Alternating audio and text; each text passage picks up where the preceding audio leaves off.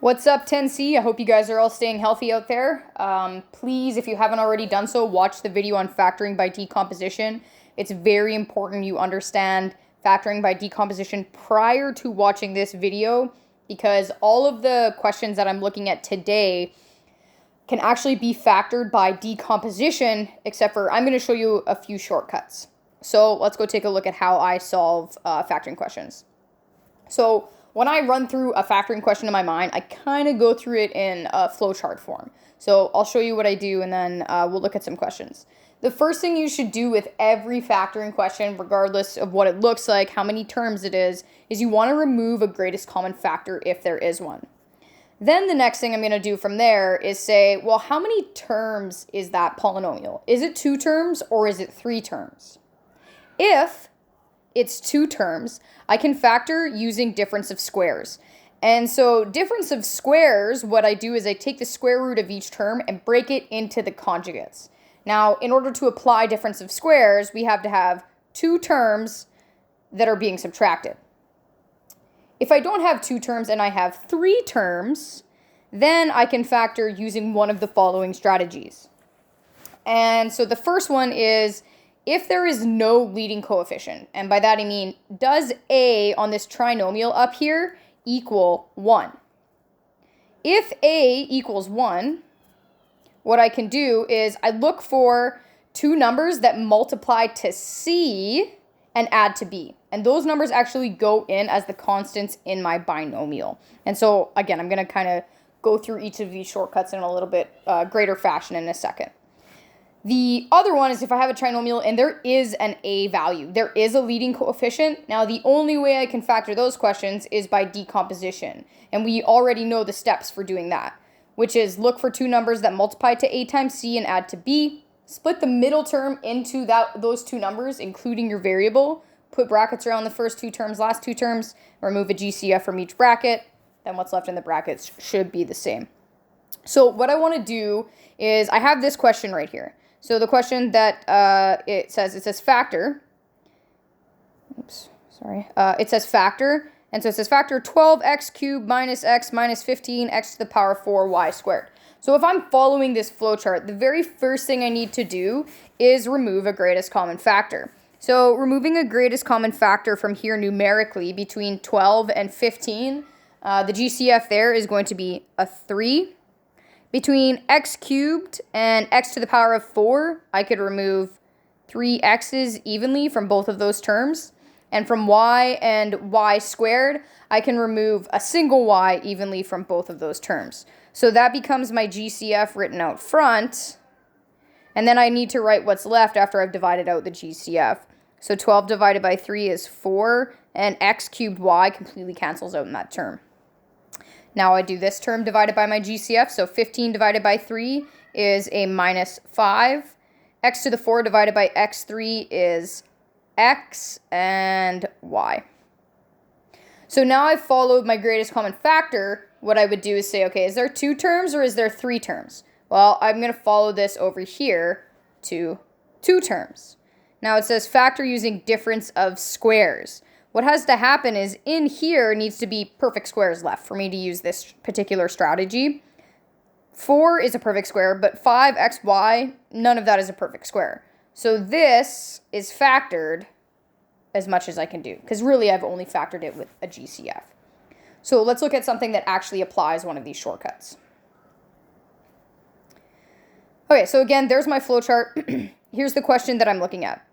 So 2x squared minus 200.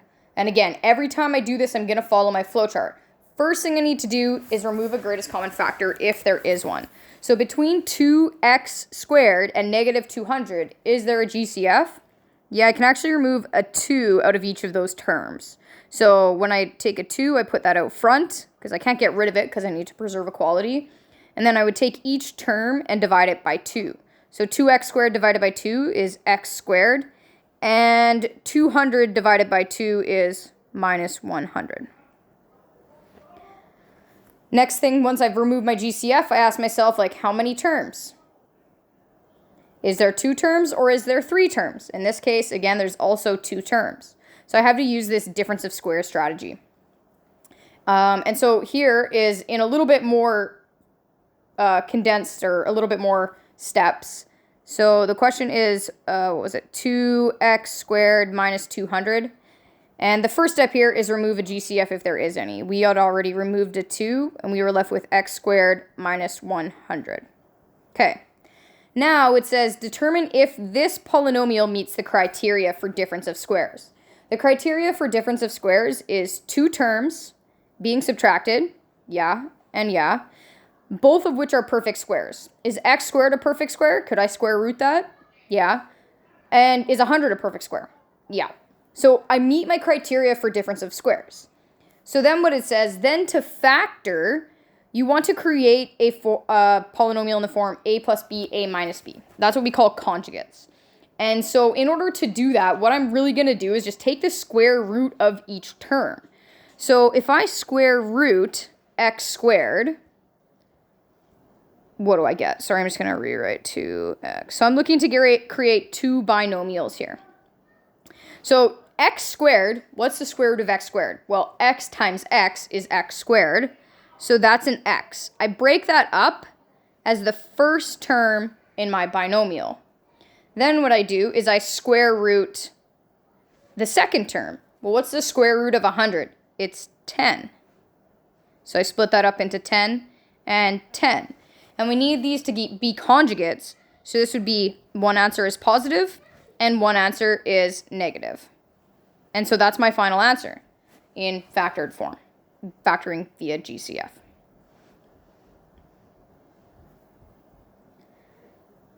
Oops, why that did that. All right, next one. So now it says factor 25x squared minus 36x to the power of 4. So once again, I'm going to follow my flowchart as I try to answer this and utilize shortcuts. So it says remove a GCF. Between 25x squared and 6y4, there is no greatest common factor. So then I go to the next part. Is there two terms or is there three terms? Well, there is three terms, so I'll come here.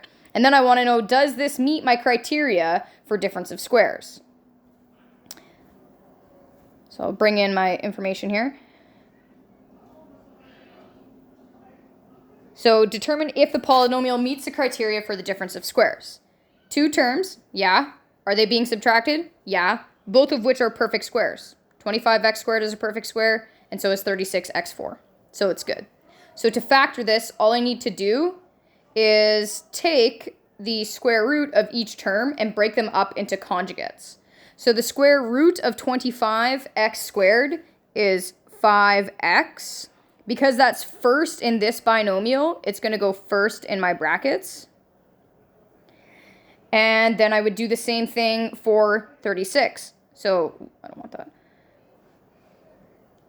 I'll square root 36y4. Well, the square root of 36 is 6. And the square root of y4 is like, well, y to the power of what times y to the power of what is going to give me 4. That's y squared, because 2 plus 2 is going to give me 4. And then I need to break those into conjugate terms. So one would be positive and one would be negative. Doesn't matter if you go positive, negative, or negative, positive for those two terms. The thing to remember with every factoring question is that you can technically multiply these out to check. So 5x times 5x is 25x squared. 5x times negative 6y is going to give me a negative 30y squared. X y squared. Negative 6y squared times 5 squared is a positive 30xy squared. And 6y squared times negative 6y squared is going to give me a negative 36y to the power of 4. And what happens is these two middle terms cancel out. So I'm left with this binomial that we started with. And I know that I have factored correctly using my difference of squares strategy. All right, let's take a look at another example. So now I have what looks like a three-term trinomial here. So let's try to solve this one. So it says factor 3x squared minus 3x minus 18. Again, I always follow my flowchart. So first thing, remove a GCF if there is one. Well, I would remove 3 from here. And I'm left with x squared minus x minus 6. if each term is removed by the GCF of 3. Then I would follow this, because now I'm left inside of here, I'm left with a trinomial. So now I have to figure out, like, what strategy can I use to factor that? Well, as in all of these, I could factor by decomposition, but I'm not worried about that right now. I want to see, is there a shortcut I can use? So does A equal 1 or does A not equal 1? And so when I look at this, the leading coefficient is A is equal to 1. So I'm going to go use this strategy to help me solve. Okay, so we have already done the first step here. Oops. Which is take out that 3. So I had 3x squared minus x minus 6. Okay, first step. Determine if A is equal to 1. Yeah, A is equal to 1 in here. So if A is equal to 1, I have this nice... Oh, this is messed up here. I have this nice little shortcut where I'm looking for two numbers that multiply to C and add to B. Because A is equal to 1, I don't need to include it in my factoring now. So in this example, I'm looking for, right, this is A, B, C. I'm looking for two numbers that multiply to -6, because that's multiply to C, and add to B. So add to B, which is a -1. So if you don't know those numbers off the top of your head, the best way is just to start, writing stuff down. So numbers that multiply to -6, 1 times -6. Well, 1 plus -6 is a -5, so that's not going to work. Then I would continue on here. So 2 times -3. Well, 2 times 2 plus -3 gives me a -1. That's good. I found my criteria. Now, what happens, and maybe you've noticed this already when you factored by decomposition, is if A equals 1, these numbers can actually just go right into the binomial. So what I mean is in this x, right, I have two binomials. This would just be x plus 2 and x minus 3. They just go right in my binomial. I don't need to split the middle term, take out a GCF. They just end up being the constants in the binomial in my factored form. Okay, let's take a look at another question. So it says factor x squared minus 10x plus 25. So I start with my flowchart, remove a GCF if there is any. There's not, so I would continue. Is there 2 terms or is there 3 terms? Well, that's a polynomial. I can't simplify it any further, so there's 3 terms. Then I ask myself, does A equal 1 or does A not equal 1? Well, technically there's an invisible coefficient here of 1, so I'm going to use this strategy. Oops. Okay, so looking at this, I'm going to take those same steps and apply them to this question. Remove a GCF if there is any. A is equal to 1. And so now I'm looking for two numbers that multiply to C and add to B. Again, I don't need to include A in this because A is just 1. If I multiply to 1 times 25, it doesn't change anything. So two numbers that multiply to C, so multiply to 25, and add to B, which in this case is -10. So numbers that multiply to -25 would be like 1 times 25, which isn't going to get me there. That'll get me to 26. 5 times 5, which gives me, if I add those together, to +10. So if I make those both negative, right, because that's not working. If I make those both negative, they still multiply to a positive number and add to -10. So -5 and -5. Those numbers just become the numbers in my binomial. They become the numbers right here. X minus 5, X minus 5. If I'm not sure, I've kind of like, did I use my shortcut right? I can always either substitute an arbitrary value in for x or multiply this out. So x times x is x squared. X times -5 is -5x. -5 times x is -5x. And -5 times -5 is a +25. So simplifying, x squared minus 10x plus 25. That's the same as this. So I know that I have done that correctly. All right, another one. So I have this 3x squared minus 4x minus 4. following my flowchart, remove a GCF. There's not a GCF here, so I would continue. 2 terms or 3 terms. That's a trinomial. I can't simplify it any further. So 3 terms. Does A equal 1 or does A not equal 1? Well, A does not equal 1 here, right? It equals 3. So I have to factor by decomposition. And so hopefully we remember the strategy from, looking at that previous video, but I'll just reiterate what we do here. So remove a GCF, determine if A does not equal 1. If A does not equal 1, we're looking for 2 numbers that multiply to A times C and add to B. So A times C, so 3 times -4. So I'm looking for a number that multiplies to -12 and adds to -4. If you know those numbers off the top of your head, that's great. We should have a -6 times 2, and that would add to -4. Now, because A does not equal 1, I can't just be like, oh, x minus 6, x plus 2, because those don't add up, right? That doesn't work. Oops. If I multiply that out, I wouldn't get back up here. So because A does not equal 1, I need to split the middle term, including the variable, to be these 2 numbers. So I would have 3x squared, split the middle term here, into a -6x plus 2x minus 4. Brackets around the first 2 terms, last 2 terms, and then remove a GCF from each set of brackets. So the GCF from here would be 3x, and that comes to the front. So then I divide each term by 3x. So 3x squared divided by 3x is x. And -6x divided by 3x is a -2. So that's the first set. Then I remove a GCF from here. Between 2x and 4, it's a 2. So I'd put a 2 here. And then to take out a GCF from each term, I'd be left with an x minus 2. I know that I've done this right because these are the same. That become one set of factors. And what's left in front is my other. Remember, you can use the strategy to solve with every other question on here. I'm just trying to show you some shortcuts. Okay, so then here I want to say, what strategy, if I just look at these, can I say what strategy I would use to solve? So, come on, ink. Okay, x squared plus 17x plus 16. First thing I'm going to look for in every single question here is a GCF. No GCF in this question.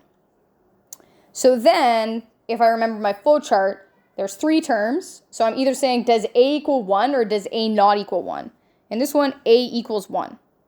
So that's kind of a nicer shortcut factoring question. I'm just looking for 2 numbers that would multiply to C and add to B, and those just become the numbers or the constants in this binomial. Next question, 5y squared minus 25. So which factoring shortcut would you use there? First thing I'd have to do is remove a GCF. So if I remove a GCF of 5, I'd be left with 5y squared minus 25. And then from there I need to say, could I use another factoring strategy? Well, that's only 2 terms, so I need to see if this meets my difference of squares criteria, which is 2 terms, both being subtracted and both perfect squares. So then, yeah, it satisfies that. So I would then apply the difference of squares strategy. Next one here, 4x squared minus 36 plus 80. First thing I want to look for is a GCF, and I can actually remove a GCF of 4 from everything here. So this would be 4x squared minus 9x plus 20. Now looking at this trinomial, A is equal to 1, and so I would use that strategy to factor there. X squared minus 21, no GCF there, but both of these terms are perfect squares, so that's a difference of squares question. And the last one here, there's no GCF, and because there's no GCF, A also does not equal 1, so I'd have to use that strategy to solve. Okay, if you want to, maybe I would pause the video here and try and factor with all of those factoring shortcuts.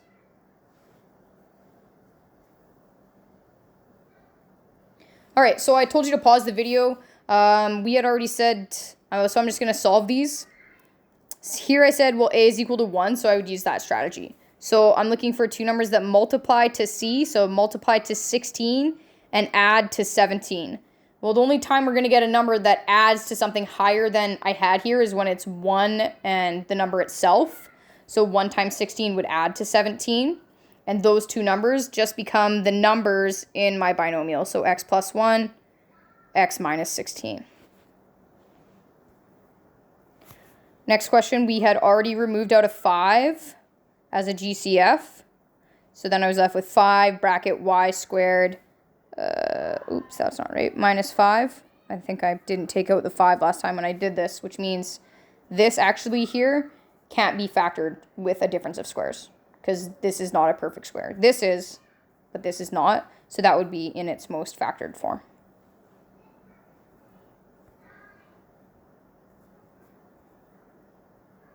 Okay, next one, we said we got to take out a 4, so we'll take out a GCF, and I would be left with 4x squared minus 9x plus 20. So in this one then, we said after a GCF, we'd be using a is equal to 1.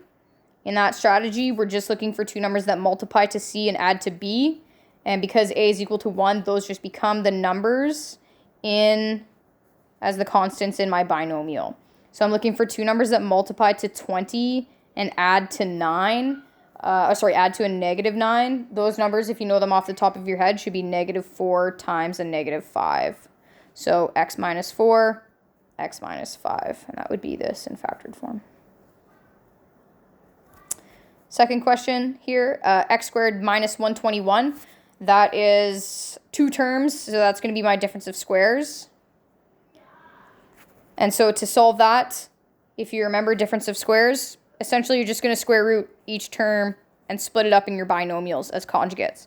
So the square root of x squared is x, and the square root of 121 is 11, and they become conjugates, so one positive, one negative, and that would be in factored form. The last one here, we said that we actually can't use a factoring shortcut. We have to factor this by utilizing a does not equal 1. So using your decomp. Okay. I'm not going to do that. I'm hoping everybody is okay. Just again to say, I could technically factor with decomposition for all of these other questions. But if I can remember my shortcut by using that flowchart, it's going to make my life quite a bit easier. So what I would suggest you to do is practice some of the homework questions, because I have like a chart there that says, okay, what factoring strategy would you use? And then factor with that. And then all the answers are online. So please, please, please take a look at that. Fire me a message on Remind or email, or come talk to me on one of my Google Meets if you have any questions. Okay? Thanks, guys. Take care.